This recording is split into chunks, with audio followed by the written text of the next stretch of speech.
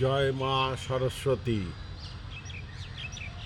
গতকাল সরস্বতী পূজা হয়ে গেল। আপনারা সবাই আশা করি মাতৃচরণে পুষ্পাঞ্জলি প্রদান করেছেন, মাকে প্রণামও করেছেন। খুব ভালো কথা। যজমান সাবধান। ওই যে পুরুত ঠাকুর তিনি ঠিকভাবে মন্ত্র বলেছেন। আশা করি আপনারা একটা মন্ত্র বলে মাকে প্রণাম করেছেন বা পুষ্পাঞ্জলি দিয়েছেন। মন্ত্রটা হচ্ছে ভদ্রকাল্যই নমো নিত্যম সরস্বত্যই নমো নমঃ বেদ বেদান্ত বেদাঙ্গ বিদ্যাস্থানেভ্য এবচ। এখন এই বেদ বেদান্ত বেদাঙ্গ এটা বোঝাতে কি, এটা কি অর্থ, কি বোঝাচ্ছে একটু মন দিয়ে শুনুন 1 মিনিট। বেদ আপনারা অনেকেই জানেন, ওই ঠাকুরমশাইও জানেন।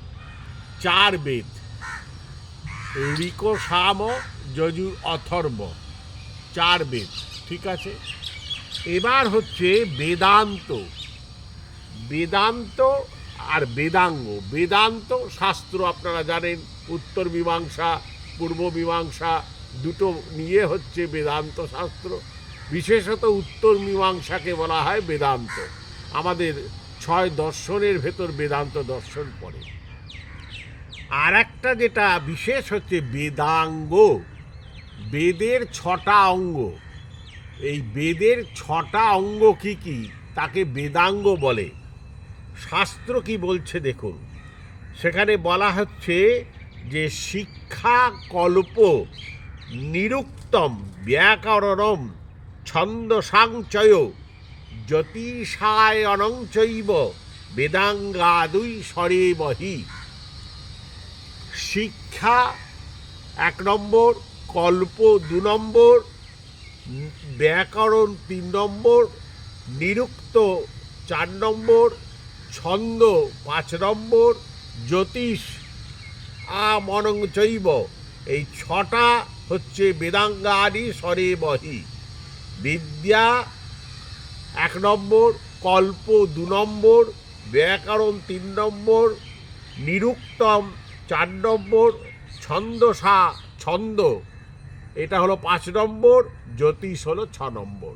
তাই বেদ 4টে, বেদান্ত 2টো ভাগ, এবং বিশেষত উত্তর মীমাংসা বেদান্ত, আর বেদাঙ্গ হলো এই 6টা নিয়ে।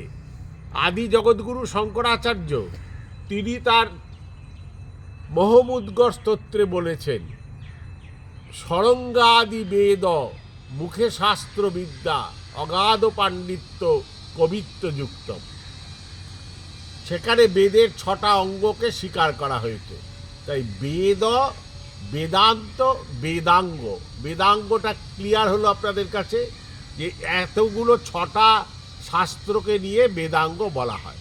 এবার এলো একটা কথা, বিদ্যাস্থানেভ্য এবচ। দেখুন এইগুলো সবই বিদ্যাস্থান, কিন্তু তথাপি আলাদা করে বিদ্যাস্থান কেন বলা হয়েছে, আর বিদ্যাস্থান কি কি তা সেখানে শাস্ত্র খুব প্রাঞ্জলভাবে বলেছে পুরাণ ন্যায় মীমাংসা ধর্মশাস্ত্রাঙ্গ মিশ্রিতা বেদাস্থানানি বিদ্যানাম ধর্মস্য চ চতুর্দশ। 14টা হচ্ছে বিদ্যাস্থান। 14টা বিদ্যাস্থানের ভেতর পুরাণাদি আছেন, অনেকগুলো পুরাণ, ন্যায় শাস্ত্র আছে, নব্য প্রাচীন মীমাংসা শাস্ত্র আছেন, ধর্মশাস্ত্র স্মৃতি ইত্যাদি আছেন, এবং বেদাস্থানানি বেদ আছেন।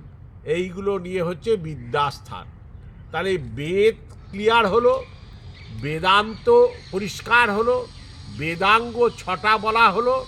আর এবার বিদ্যাস্থানেভ্য এবচ। বিদ্যাস্থান কি কি না, পুরাণ ন্যায় মীমাংসা ধর্মশাস্ত্র, এগুলো নিয়ে 14টা হচ্ছে বিদ্যাস্থান। এতদূর আপনারা স্মরণে রাখুন। পরে আমরা আরও বিস্তৃতভাবে আসছি এই সরস্বতী, আমরা কালী পুজো নিয়েই বলছিলাম, কিন্তু হঠাৎ প্রয়োজন বোধ হয়ে গেল।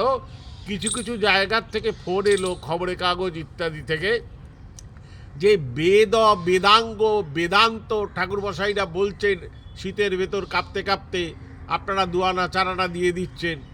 একটু মন দিয়ে শুনবেন, আর ঠাকুরমশাই ঘাত ধরে এগুলো তার থেকে বলিয়ে নেবেন। যদি সে না বলতে পারে তাকে জবাব দিয়ে দেবেন। কারণ যার সংস্কৃত শাস্ত্রে অধিকার নেই, তিনি মন্ত্র পাঠ উচ্চারণ করারও তার অধিকার নেই।